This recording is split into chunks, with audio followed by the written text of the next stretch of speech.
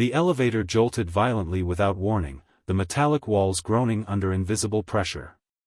Mia barely had time to gasp before the floor lurched beneath her feet. In an instant, gravity betrayed her. One terrifying second, that's all it took.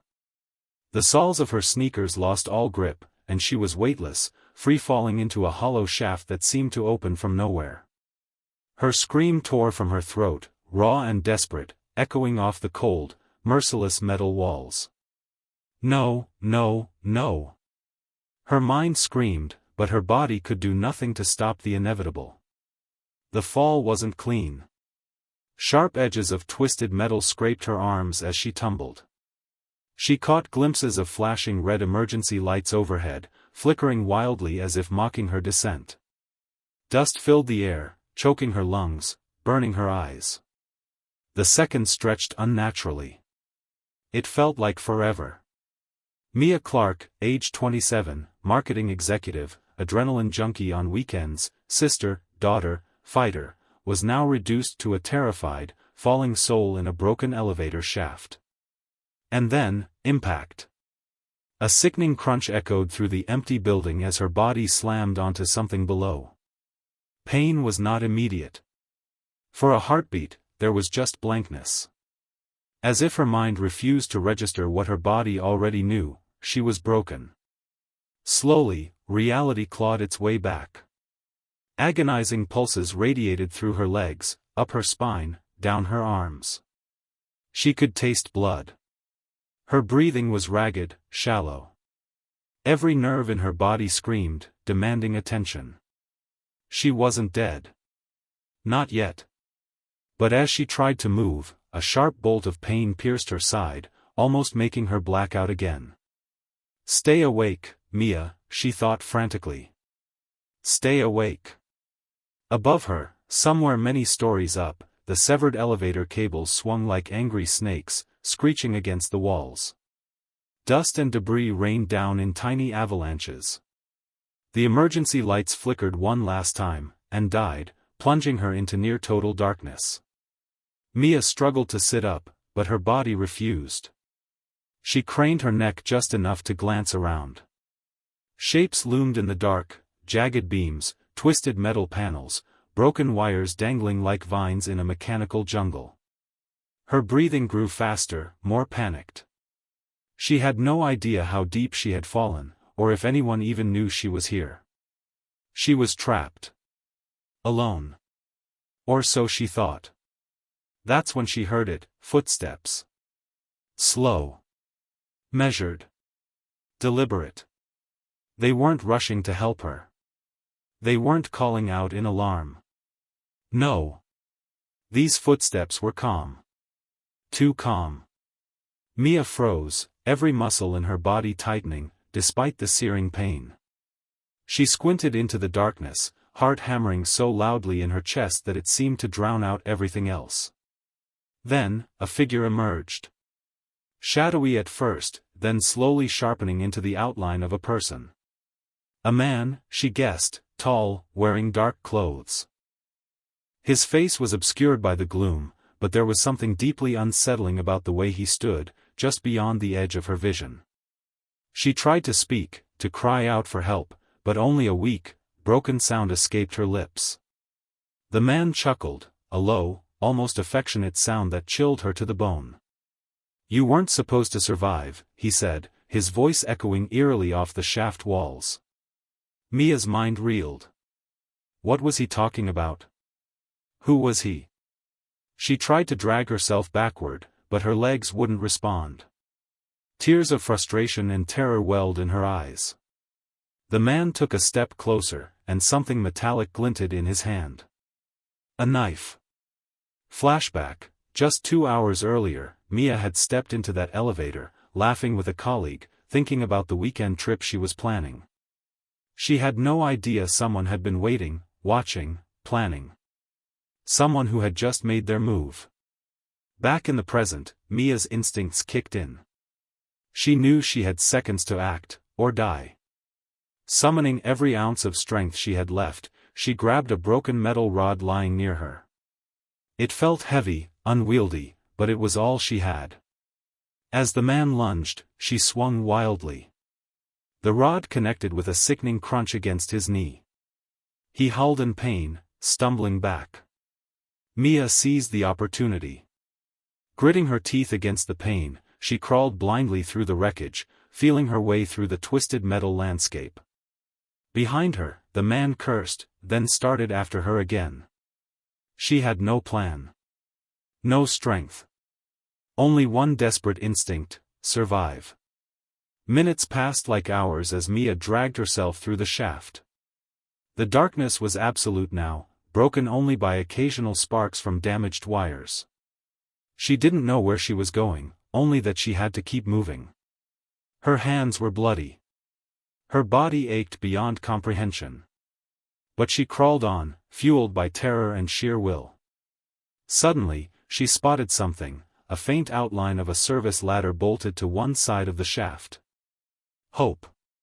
Gritting her teeth, she reached for it. Her fingers barely touched the cold metal when she felt a hand seize her ankle, yanking her back. "No!" she screamed, thrashing. The man was strong, but Mia fought like a cornered animal. She kicked out wildly with her free leg, connecting with his face. He grunted and loosened his grip just enough for her to grab the ladder. She hauled herself up, pain ripping through her like wildfire. 1 rung. 2. 3. The man below cursed, then grabbed something from the wreckage, a shard of glass, sharp and gleaming.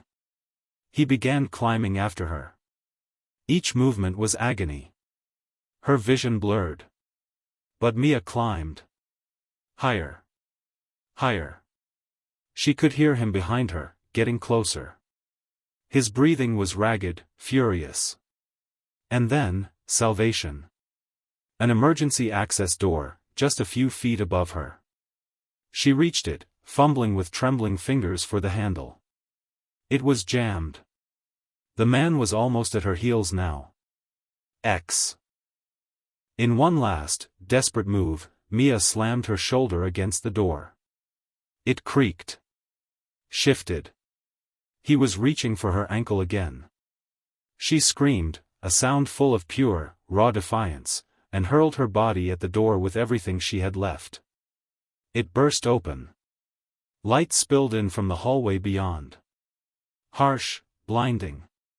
Mia tumbled out onto the floor, gasping, sobbing. Behind her, the man snarled, but before he could follow, the twisted wreckage of the shaft shifted, and with a thunderous crash, a chunk of metal fell between them, blocking the opening. For now. Mia lay there, trembling, bleeding, broken, but alive. The nightmare wasn't over. Not by a long shot. Somewhere in the shadows of the ruined building, the man was still out there. And he wasn't done yet. The cold floor felt like knives against Mia's torn skin. Every breath she took was shallow, wheezing, sharp with pain. Blood smeared the tiles beneath her as she lay sprawled in the dimly lit corridor, the heavy door to the elevator shaft hanging awkwardly behind her. But she didn't dare rest. Not for a second. Behind that mangled door, hidden in the shadows of the ruined shaft, he was still there. Watching. Waiting. Mia forced herself onto her elbows, ignoring the fire raging through her ribs. Her muscles screamed in protest, but survival screamed louder. The building was eerily silent. Some emergency lights flickered along the hallway, broken, weak, casting strange, dancing shadows on the walls. Dust particles floated in the air, glittering like ghosts. Where am I? Her fogged mind tried to reason. The last thing she remembered was stepping into the elevator on the 24th floor of the abandoned Eastbridge Tower, a building closed for renovations. No security. No working cameras. No witnesses. It was the perfect trap. Mia clutched the side of a battered desk nearby and pulled herself upright. Her left leg buckled instantly. A white-hot bolt of pain shot up her thigh. She bit her lip hard enough to draw blood, refusing to scream. If she screamed, he would find her faster. She needed to move. She needed to find a way out before he got through that shaft again. Dragging herself against the wall for support, Mia limped forward, one step at a time. Each footfall was agony. She could barely put weight on her left leg. Somewhere deep behind her, the building moaned, a low groan of shifting metal and settling debris. It sounded almost alive. Like the tower itself was warning her, "You are not safe here." And she wasn't. Not even close. The trap tightens. 5 doors down, Mia spotted a stairwell. Hope flickered in her chest. If she could make it to the stairs, she could get lower, maybe even find an exit. She pushed herself faster, urgency pounding in her temples like war drums. But just as she reached the stairwell door and grabbed the handle, click! Her heart stopped. A soft, chilling sound echoed from the hallway behind her, the creak of metal bending. The groan of the elevator shaft door being forced open. He was coming. Mia yanked at the stairwell door, but it refused to budge. Rust had sealed it shut. Desperation made her reckless. She slammed her shoulder into the door again and again, but it was no use. Footsteps now. Quicker. Heavier. Getting closer. Tears of frustration burned Mia's eyes. She spun, searching desperately. There had to be another way. Across the hall, a glass office door stood half open, darkness yawning beyond it like a mouth. She had no choice. Mia stumbled toward it, forcing herself to stay silent despite the agony. She ducked inside, easing the door closed behind her, crouching low in the thick shadows. She pressed her trembling body against the cold wall, struggling to quiet her ragged breathing. Footsteps grew louder. Slower now. Purposeful. Mocking. Through the gap in the door, Mia saw him. He was no longer just a shape. He had a face now, a cruel, angular face, thin lips twisted into a smirk. In his right hand gleamed the shard of glass he had picked up earlier. In his left, something worse. A rope. Her stomach twisted violently. He wasn't just trying to kill her. He was planning to make it slow. Mia clamped her hand over her mouth to keep from sobbing. The man paused right outside the office door. So close, Mia could see the dark stains on his jeans, blood, grease, and the heavy boots caked with dust. He tilted his head slightly, listening. Mia didn't move. Didn't breathe. A slow grin spread across his face, as if he could smell her terror. Then, without warning, he slashed the glass door with the shard. The pane shattered inward in a spray of deadly shards, and Mia threw herself sideways, narrowly avoiding the flying knives of glass. He lunged into the room. Mia scrambled backward on all fours, her injured leg useless, her palms slipping on blood and dust. The man laughed, a horrible, gleeful sound, and advanced. Fight or die. Mia's hands closed around something cold and heavy on the floor, a fallen office chair. Without thinking, she hurled it at him. The chair caught him square in the chest, knocking him off balance just long enough for Mia to drag herself to her feet. She bolted toward the back of the office where another door, marked Maintenance, hung ajar. She crashed through it, finding herself in a maze of service corridors, cluttered with equipment, pipes, and crates. She had no idea where she was going, only that she had to stay ahead of him. She could hear him chasing her now, cursing, his boots pounding closer. Pain clouded her vision. Her breath tore in and out in ragged sobs. Her body screamed for rest. But if she stopped, she was dead. Twisting and weaving through the narrow passageways, Mia finally stumbled into a wide loading bay, lit by a few dying fluorescent lights. Huge steel doors loomed ahead, loading docks for trucks that hadn't been used in years.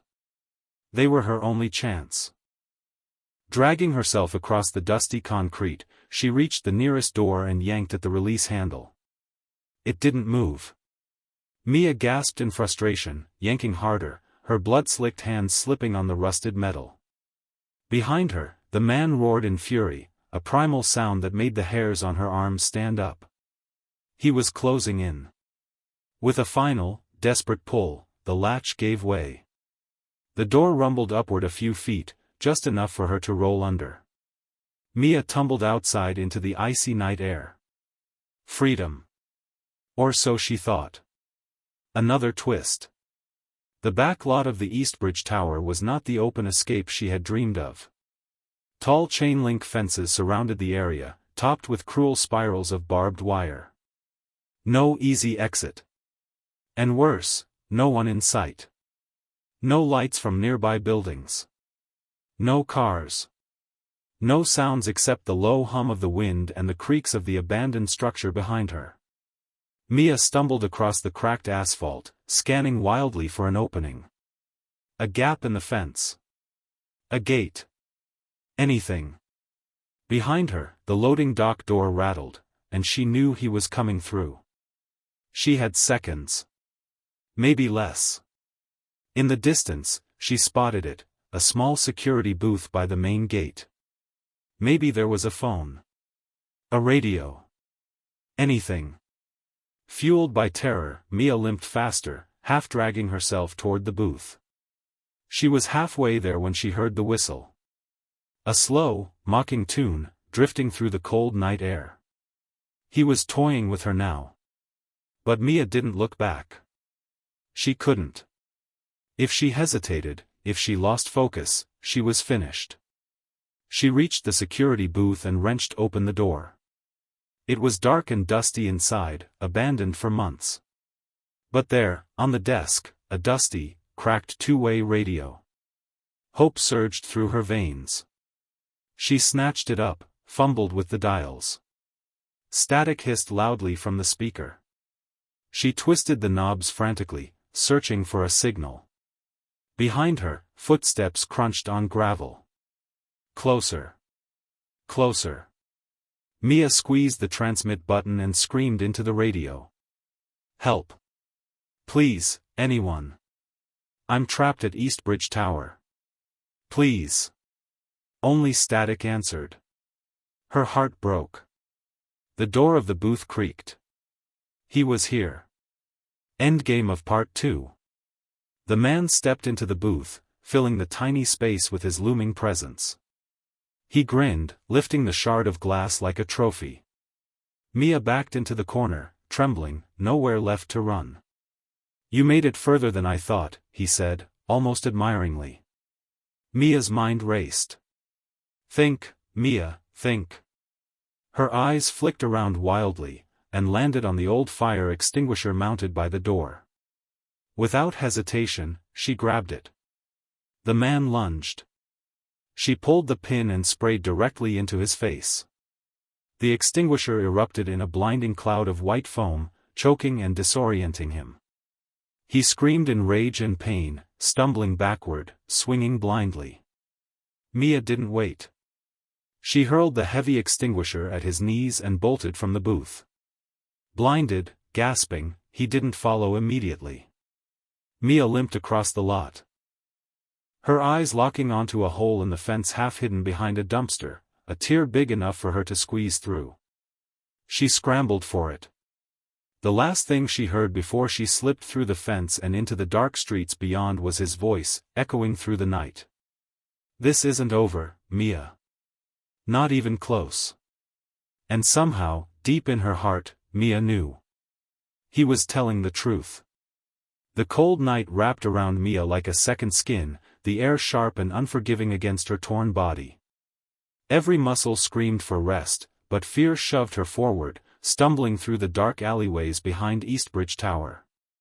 Her hands were cut and bloodied from crawling through the jagged fence. Her leg throbbed with every step. But she didn't dare slow down. Somewhere behind her, in the labyrinth of the abandoned city blocks, he was still out there. And he wouldn't stop. Not until she was dead. A city asleep. Mia emerged from the maze of alleys onto a desolate street lined with boarded-up shops and shattered windows. A city once full of life now lay abandoned and forgotten, the perfect hunting ground for monsters. She glanced around desperately. No cars. No lights. No people. It was like the world itself had turned its back on her.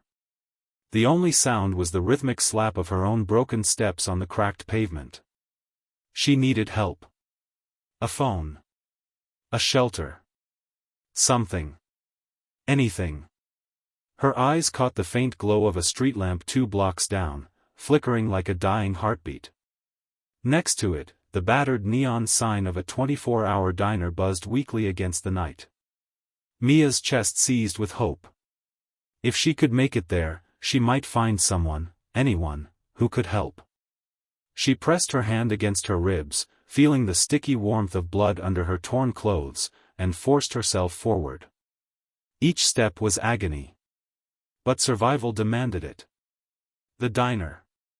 The doorbell above the diner's entrance gave a tired jingle as Mia stumbled inside. The place smelled of old grease and burnt coffee. A bored-looking waitress leaned against the counter, flipping through a magazine. 2 truckers sat in a booth by the window, half asleep over their pancakes. Normalcy. It was so absurd that Mia almost laughed. But there was no time. She staggered up to the counter, her voice cracking. Please. I need help, someone's chasing me. The waitress's eyes widened as she took in Mia's appearance, bloodied, limping, wild-eyed. Honey, sit down. I'll call the cops, she said, already reaching for the phone behind the counter. Mia collapsed onto a stool, her body finally giving in now that she was somewhere safe. Safe. The word tasted foreign in her mouth. The waitress spoke quickly into the phone, explaining the situation. Mia only caught bits and pieces. Attacked, bleeding. Eastbridge Tower, hurry. Mia closed her eyes, exhaustion pulling at her like a riptide. But even as she fought to stay awake, she couldn't shake the feeling crawling up her spine. She was being watched. The stranger. The diner door jingled again. Mia's eyes snapped open. A man stood in the entrance, silhouetted against the weak neon light. Not him, not the monster from Eastbridge, but something about the newcomer set off every alarm in Mia's battered mind. He was tall, with a hood pulled low over his face. His hands were jammed deep into his pockets. He scanned the diner lazily, then his gaze locked onto Mia. And he smiled. Not a friendly smile. A knowing one. Mia's blood ran cold. No. No, please. Not again. The waitress noticed too, frowning. Sir? Can I help you? She called. The man ignored her. He took a step toward Mia. Then another. Mia's heart hammered wildly. She struggled to stand, her injured leg buckling under her. The 2 truckers looked up, confused by the tension. The man stopped a few feet away from Mia and said softly. He says hello. Mia's mouth went dry. Before she could react, the man reached into his jacket. She flinched backward, expecting a weapon. But instead, he tossed something onto the counter with a heavy thud. It was a battered cell phone, cracked and blood-smeared. The waitress gasped. The truckers stood up, now fully alert. The man grinned wider, as if enjoying the fear blooming around him. Then, as if he had delivered his message, he turned and walked calmly out of the diner. Vanishing into the night. The message. The waitress called after him, then shouted into the phone for the police to hurry. But Mia barely heard. Her eyes were locked on the phone lying on the counter. It buzzed once. A message appeared on the shattered screen. Mia's hands shook as she picked it up and read. You can run all night. But in the morning, you're mine. X*****. Her stomach churned. Who was Dex? How many were there? This wasn't just a random attack anymore. This was planned. Organized. She wasn't dealing with one madman, she was caught in something much bigger. Something she didn't understand yet. Police arrival. Sirens wailed in the distance, growing louder. Finally, flashing red and blue lights bathed the diner windows. 2 officers rushed in, hands on their holsters, scanning the scene. Mia tried to explain through tears and gasps, the fall from the elevator, the man chasing her, the attack at the diner. The phone. The message. The officers exchanged grim looks. "Let's get you to the hospital first," one of them said gently. "We'll sort everything else out after." Mia nodded numbly. As they guided her outside toward the ambulance, she caught one last glimpse of the dark city beyond the diner. For a moment, she thought she saw a figure standing in the shadows across the street. Watching. Waiting. Then he was gone. Hospital horrors. The ride to the hospital was a blur of sirens and flashing lights. Mia drifted in and out of consciousness, her body finally surrendering to exhaustion. She woke briefly as nurses lifted her onto a gurney, voices buzzing around her. Multiple contusions. Possible internal bleeding. Get her into Trauma Bay 1. And then darkness again.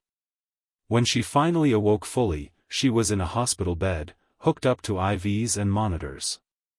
A young female officer sat by her bedside, offering a tired smile. "You're safe now," she said. "I'm Officer Daniels. We're going to get you through this." Mia wanted to believe her. But deep down, she knew. This wasn't over. It was just beginning. A twist unfolds. 2 hours later, Mia sat in a hospital wheelchair, answering questions from Officer Daniels and a stern detective named Holloway. They asked about Eastbridge Tower. About the man in the elevator.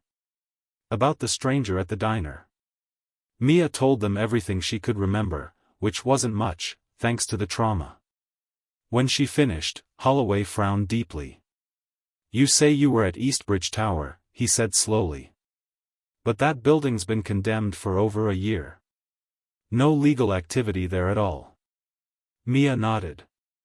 "I know. It was supposed to be abandoned." Holloway exchanged a look with Daniels. "We've had other reports," he said carefully. "Other disappearances. People who went into Eastbridge and never came out." Mia's heart dropped. "Are you saying this happens often?" Holloway didn't answer directly. Instead, he leaned in closer and said, "You're lucky you made it out alive. Most don't." Another visitor.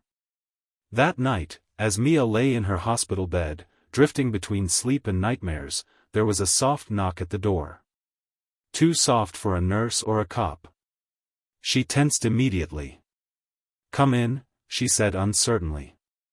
The door opened. A man stepped in, middle-aged, wearing a faded gray coat and a haunted expression. Mia didn't recognize him. But something about his eyes made her heart pound. He closed the door quietly behind him. "I'm not here to hurt you," he said quickly, holding up his hands. "My name's Eric. I used to work at Eastbridge." Mia stared at him, confused and frightened. Eric pulled out an old, crumpled photo from his coat and handed it to her.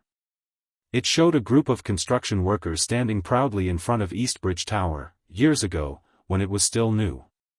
Eric pointed to one man in the photo, tall, thin, with cruel eyes. "That's him," Eric whispered.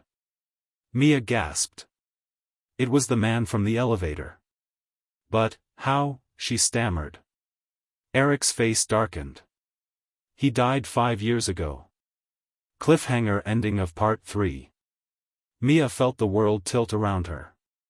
Dead? But she had seen him. Felt his hands. Heard his voice. Eric leaned closer, voice trembling. "Eastbridge Tower isn't just abandoned," he said. "It's cursed. And now, it's marked you." Mia's blood turned to ice. Before she could ask what he meant, Eric said one last thing that made her heart nearly stop. You're not running from a man anymore, Mia. You're running from something that was never supposed to leave that building. Mia's heart slammed against her ribs as Eric's words echoed in her mind. You're not running from a man anymore. You're running from something that was never supposed to leave that building. The room felt colder, the shadows longer, as if invisible eyes had turned to watch her. Mia clutched the crumpled photo tighter, staring at the face of the man, or whatever he was now, that had chased her through Eastbridge Tower and nearly killed her. Her voice trembled when she spoke. Tell me everything. Eric hesitated, glancing nervously toward the hospital door. Then he pulled up a chair, sat close, and began his story. The secret beneath Eastbridge. Eastbridge Tower wasn't just another corporate building, Eric whispered. It was built over something old. Something that should have stayed buried. Mia frowned. Buried? Like what? Eric leaned in even closer. An old asylum, he said, almost too quietly to hear. The Eastbridge Asylum for the criminally insane. It was shut down 100 years ago after incidents. People said the place was cursed. Haunted. Mia swallowed hard. She didn't believe in ghosts. Did she? Eric continued, his voice trembling. When they started digging to lay the foundation for the tower, the workers found things. Hidden rooms. Cells. Old records. He paused, his hands shaking visibly. And bodies. Mia gasped softly. Human remains, she asked. Eric nodded grimly. Dozens. Some so twisted and mutilated, it was clear, these people hadn't just died. They had been broken. Mia shivered. And they built over it anyway? Eric smiled bitterly. Money talks. The developers didn't want to delay construction. They paid off inspectors, buried the past, literally, and kept building. He looked Mia dead in the eyes. But some things don't stay buried. The first death. Eric's hands tightened into fists as he spoke. The first death happened 6 months after the tower opened. A security guard fell from the 18th floor, no witnesses, no explanation. Mia listened, her blood chilling with every word. Then it got worse, Eric said. More accidents. More disappearances. But nobody wanted to shut the place down. It was making too much money. He shook his head. Until 5 years ago. What happened? Mia whispered. Eric's eyes darkened. A man named Victor Harlan. He was the building's chief engineer. Obsessive. Controlling. Some said, disturbed. Eric pointed again to the photo, to the cruel-eyed man. That's him. Mia's stomach twisted. Victor Harlan. The name felt heavy in the air. He became convinced the tower was alive, Eric said. He said the building was feeding off the people inside. That it wanted sacrifices. Mia felt nausea rising. And then? Eric's face hardened. He went on a killing spree. Took 13 people hostage. Tortured them. Killed them. Mia clamped her hand over her mouth. Eric nodded grimly. Before the police could stop him, he threw himself down the elevator shaft. He paused. From the exact same elevator you were thrown from. Mia's skin crawled. It couldn't be a coincidence. It wasn't. Unfinished business. Mia struggled to breathe, each revelation sinking her deeper into terror. But, if he's dead, she said, how could he attack me? Eric shrugged helplessly. Some people say when you die violently, your soul can get trapped. Especially in a place already poisoned with suffering. He leaned closer, his voice dropping to a whisper. And Victor Harlan wasn't the first soul trapped in Eastbridge. He just became the angriest. Mia shook her head. This is insane. It's not possible. Eric smiled sadly. I thought the same. Until my brother disappeared inside that building. Mia blinked. Your brother? Eric nodded, eyes glistening. He was a night janitor. One night, he went to work. Never came home. The cameras caught him getting on the service elevator. He paused, voice breaking. He never got off. New threats. A sharp knock shattered the heavy air. Both Mia and Eric jumped. The hospital door creaked open. It was Officer Daniels. Everything okay in here? She asked, eyeing Eric suspiciously. Mia forced a nod. Daniels gave Eric a long, wary look, then said. Detective Holloway wants to move you, Mia. Safer location. Mia frowned. Why? Daniels hesitated. There's been a break-in at the police station. Mia's heart nearly stopped. A break-in? Daniels nodded grimly. Someone stole your case file. And your personal items. Eric cursed under his breath. Daniels glanced at him but said nothing. Mia's mind raced. Someone was actively trying to erase the evidence. To erase her. I'll go wherever you say, Mia whispered. Daniels gave a firm nod. I'll get a wheelchair. Be ready in 5. She left, closing the door behind her. Mia turned to Eric, fear clawing at her throat. This isn't over, is it? Eric shook his head slowly. It's just beginning. The escape. 5 minutes later, Mia sat in a wheelchair, wrapped in a hospital blanket, Eric by her side as Officer Daniels pushed her toward a side exit. The hospital was eerily quiet. Too quiet. They reached the service hallway leading to the back parking lot. Daniels pulled out a keycard to open the security door. As she swiped it, nothing happened. She frowned, tried again. Still nothing. That's weird, she muttered. The lights above them flickered violently. Mia's heart pounded. Eric's face drained of color. Something's wrong, he whispered. The hallway lights went out, plunging them into near darkness. A loud metallic clang echoed behind them. Mia twisted in her wheelchair. From the dark corridor, a shape emerged. A tall, gaunt figure. Moving unnaturally. It was him. Victor Harlan. Run. Move. Eric shouted, grabbing the wheelchair handles and shoving Mia toward the emergency stairs. Daniels drew her weapon and stood between them and the figure. Police. Stay where you are, she barked. The figure kept coming. Daniels fired. The shots roared through the hallway. But the figure didn't stop. Didn't even flinch. Daniels stumbled backward, terror blooming on her face. Eric threw open the stairwell door and shoved Mia inside. He and Daniels slammed the door behind them, bolting it shut. Mia gasped for breath, staring down the dimly lit staircase. We need to get out of here, she cried. Eric nodded. But just as they started down the stairs, a deafening bang shook the door behind them. Another. And another. The figure was pounding against it, harder and harder, each strike denting the heavy metal. We're not gonna make it if we stay here. Daniels shouted. Mia's mind raced. An idea sparked. The elevator, she gasped.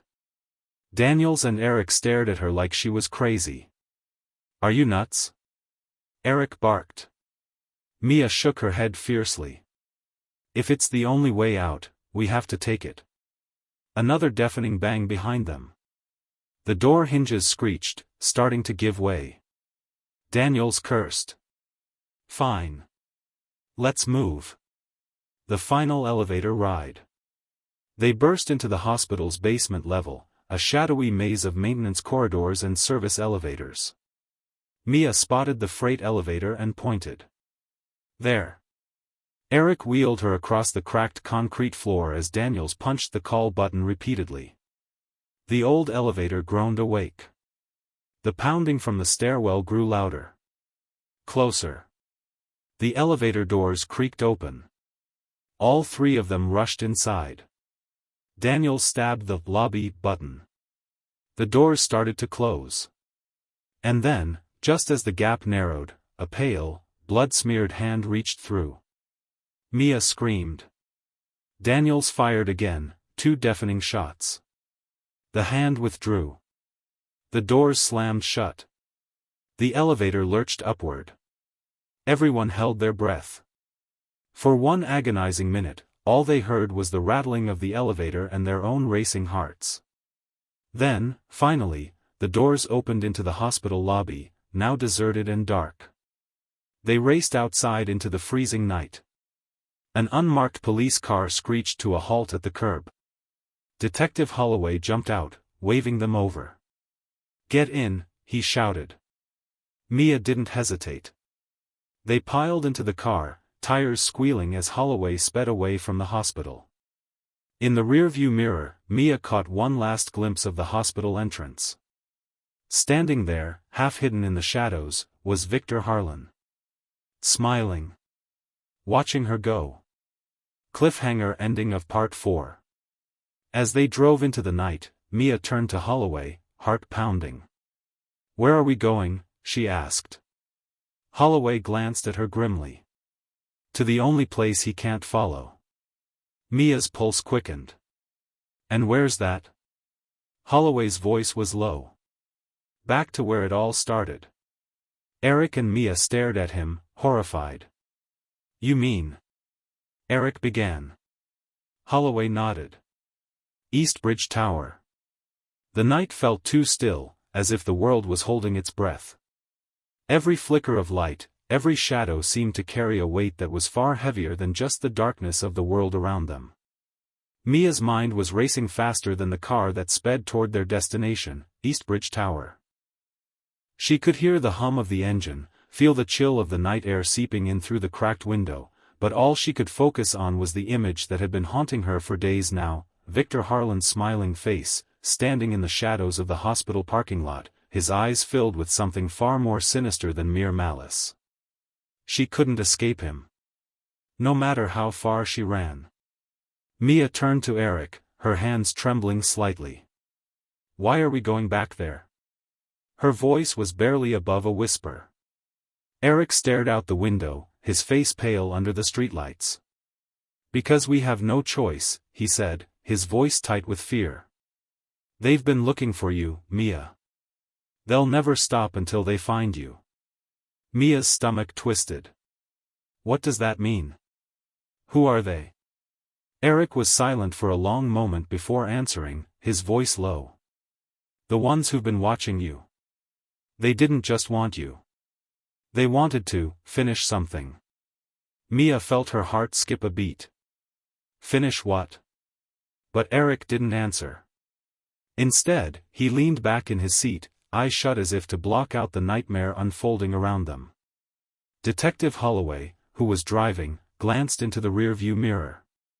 His eyes were sharp, focused, but there was an unmistakable tension in his expression. "We're almost there. Get ready." Eastbridge Tower. The towering structure of Eastbridge loomed in the distance, its silhouette dark against the night sky. The closer they got, the more oppressive it felt. Mia could almost hear the faint, ghostly whispers of the building, like a living, breathing thing that had witnessed unspeakable horrors. Holloway slowed the car as they approached the entrance, which was eerily lit by a few broken, flickering lights. The doors to Eastbridge were shut, locked, and chained, but they weren't the only ones who had been here tonight. A black van was parked a few feet away. Mia's breath hitched. "Who else is here?" she asked, her voice shaking. Eric looked at her with grave eyes. "It's not just us anymore." Holloway got out of the car first, scanning the area carefully. "Stay close. We're going in quickly and quietly. No distractions." Mia nodded and followed him, Eric trailing behind her. As they approached the entrance, Mia's heartbeat seemed to sync with the pounding of her footsteps on the cracked pavement. When they reached the door, Holloway pulled out a crowbar from his jacket. The metal of the door groaned in protest as he wedged the crowbar in and pried the chains loose. "Ready?" he asked, turning back to look at Mia. Mia nodded, her pulse racing. With one final push, Holloway opened the door. The haunting inside. The air inside the building was thick with dust and age. Every step Mia took echoed through the hollow corridors, a stark reminder of how long Eastbridge had been abandoned. The walls seemed to close in around them, and the shadows stretched like claws, reaching out to grasp them. Mia could feel her heart in her throat. Her breath shallow as she moved forward, unsure of what awaited them. "This way," Holloway said, leading the way through the dark hallways. Mia kept close behind, her senses on high alert. The floor beneath her feet creaked with every step, like the building itself was groaning under the weight of its past. As they walked deeper into the tower, the memories of the elevator, the fall, the pain, the terror, flashed in her mind. She could still feel the cold metal, the sudden plunge, the suffocating darkness. "Why are we going this deep?" Mia whispered, her voice barely audible. Eric answered, his voice strained. "It's the heart of the building. If anything's left, if anyone's still here, it's here." The further they went, the colder it became. The walls seemed to pulse with a strange, eerie energy, as if something, or someone, was watching them from the shadows. Mia's breath hitched in her throat. The building didn't just feel abandoned. It felt alive. The dark discovery. They reached the lobby of Eastbridge Tower, the place Mia had last seen Victor Harlan.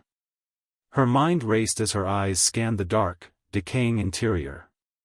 The once grand lobby was now a hollow shell, with shards of glass scattered across the floor, rusted elevator doors, and peeling wallpaper. The scent of rot and decay filled the air. "Something's wrong," Mia murmured, her eyes wide with fear. Holloway stopped, his hand on his gun, eyes darting around. "Stay close," he warned. "I don't trust this place." Suddenly, there was a loud bang from somewhere deeper in the building, followed by a shuffling sound. Mia froze, heart hammering in her chest. Eric grabbed her arm, his grip tight. "We need to move," he said urgently. "Now." They sprinted down the hallway, following the sound of the disturbance. Mia's mind was clouded with dread, her legs like lead as they moved deeper into the heart of the tower. Then, they saw it. A door, half open, at the end of the hall. The sound of shuffling grew louder, more frantic. Mia's instincts screamed at her to run the other way, but she couldn't move. She couldn't look away. Slowly, Holloway approached the door, his gun drawn. "Stay back," he whispered, motioning for Eric and Mia to remain in the shadows. He pushed the door open, the hinges squealing in protest. And there, in the center of the room, stood the figure Mia had seen so many times before. Victor Harlan. But he wasn't alone. Behind him, chained to the walls, were several others, pale, gaunt, and hollow-eyed. Their bodies were twisted in unnatural ways, their mouths open in silent screams. Mia's blood ran cold. Victor turned, his cruel smile spreading as he saw them. "You shouldn't have come back," he said, his voice a rasp. "But now that you're here, it's time." The horrifying truth. Mia felt her knees weaken beneath her as she stared at the figure before her. This wasn't just a man. This was something far darker, something far older. Victor's eyes gleamed as he stepped forward, his every movement unnervingly slow, deliberate. He spoke with an eerie calmness, as if everything had been planned long ago. "You're here because you're part of it," he said, his voice echoing through the room. "All of you. You always were." Mia's breath caught in her throat. "What are you talking about?" Victor laughed, the sound sharp and hollow. "Eastbridge Tower wasn't built for business. It was built for them." "Who?" Holloway demanded, his gun aimed steadily at Victor. The lost souls, Victor answered cryptically. The ones trapped here long ago. The ones who've never left. Mia's heart raced as she pieced together his words. The asylum. She whispered. The people you killed, they're still here, aren't they? Victor's smile widened, his eyes glowing with a manic intensity. Not just them, he said, his voice low and menacing. It's not just the souls of the insane. It's the souls of anyone who gets too close. Anyone who is marked. Mia's blood turned to ice. Marked? Victor nodded, his smile now twisted. You were marked the moment you stepped into this building. You can run all you want, but you'll never escape. A fight for survival. The room seemed to shrink as the air grew thicker, heavier. The shadows deepened, stretching toward them like claws. Holloway's gun was trembling in his hands. He shot once, twice, but the bullets had no effect on Victor. The figure only grinned wider, and then, without warning, he lunged. Mia screamed as the room erupted into chaos. Eric grabbed her, pulling her back toward the door. We need to get out, he shouted. But the door slammed shut behind them, trapping them inside. Victor's voice echoed, dark and guttural. You can't escape. You belong to me now. Mia's mind raced as she tried to think of a way out. The walls felt as though they were closing in, the shadows thick and oppressive. Suddenly, she remembered something, a voice. The voice she had heard in her head after the fall, the whisper that told her to keep running. The building was alive. And it wanted them all to stay. Cliffhanger ending of Part 5. Mia took a deep breath and turned to Eric and Holloway, her eyes blazing with determination. We're not leaving until we end this. Victor's laughter echoed once again, filling the entire tower. The walls seemed to pulse in response, like a heartbeat, cold and unrelenting. Mia clenched her fists. We're going to finish this. Once and for all. But as she stepped forward, a figure appeared in the shadows, a tall, gaunt shape that made her blood run cold. It wasn't Victor. It was something much worse. And it was coming for them. The air was thick with a sense of foreboding, as if the very walls of Eastbridge Tower were closing in on them. The deep shadows seemed to stretch endlessly, and every corner felt like it held a new danger, a new revelation. Mia's heart raced as she looked around, trying to focus. She could hear Victor's voice, faint but clear, echoing through the dark corridors. You can't run forever. Her breath hitched. She couldn't let him win. She couldn't let this nightmare consume her. But Victor wasn't the only threat now. The building itself was alive, its presence suffocating. The whispers were growing louder, more insistent, feeding off her fear. Mia had no idea what had truly been awakened when she stepped back into Eastbridge. She only knew one thing for sure, she had to find a way to stop it. Eric's hand was tight around hers as they moved through the dark halls, the sound of their footsteps the only thing breaking the silence. Holloway led the way, his gun drawn, eyes darting around every corner. The tension was unbearable. How do we stop it? Mia asked, her voice barely above a whisper. Holloway didn't look at her. I don't know, he said, his voice strained. But we have to try. This place, it's not just haunted. There's something darker here. Something ancient. Mia's mind raced. Victor mentioned, marked people. What does that mean? Why are we the targets? Holloway stopped, his face pale. I think he's talking about something deeper.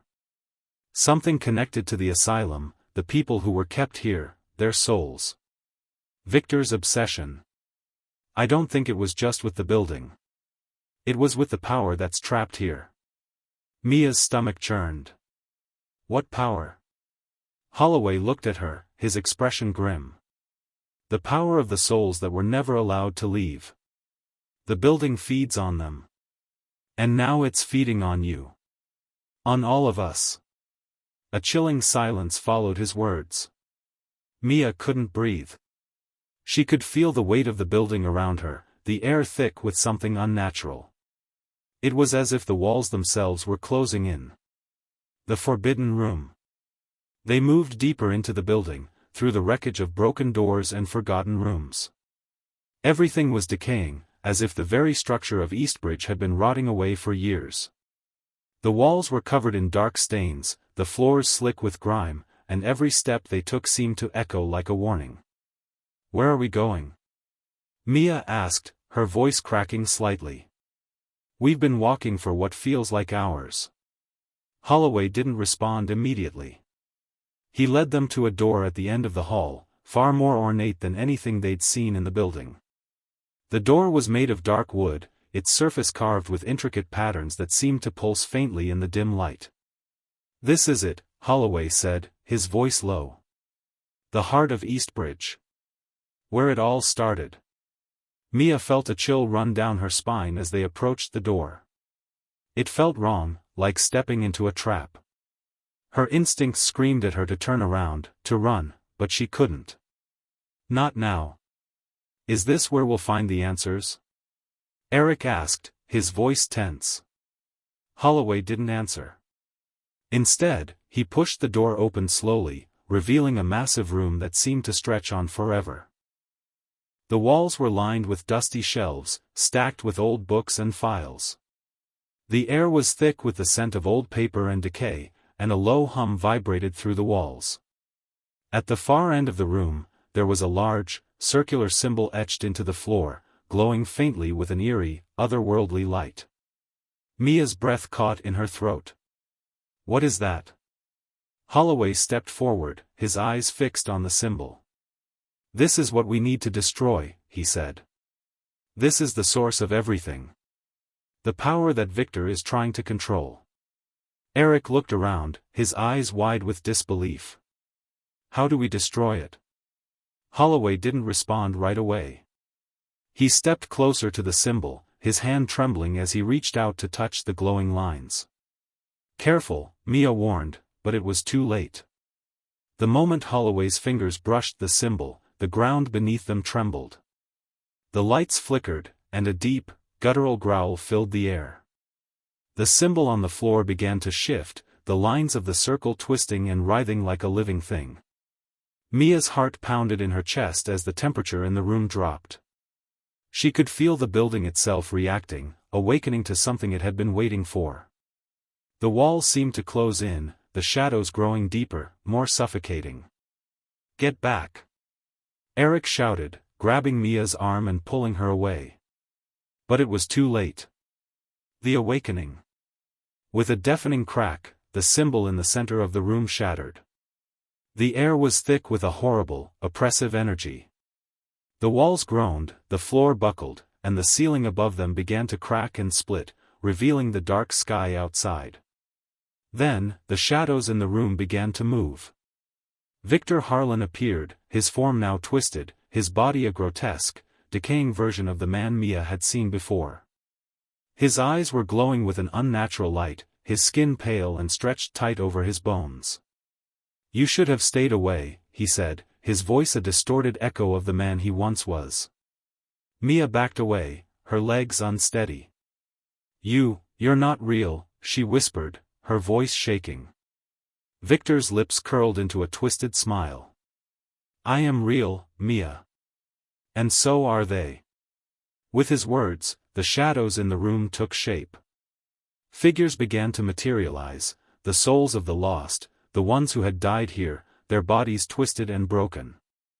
Mia could hear their whispers, their pleas for release, their cries for help. "We have to stop him," Eric shouted, his voice filled with panic.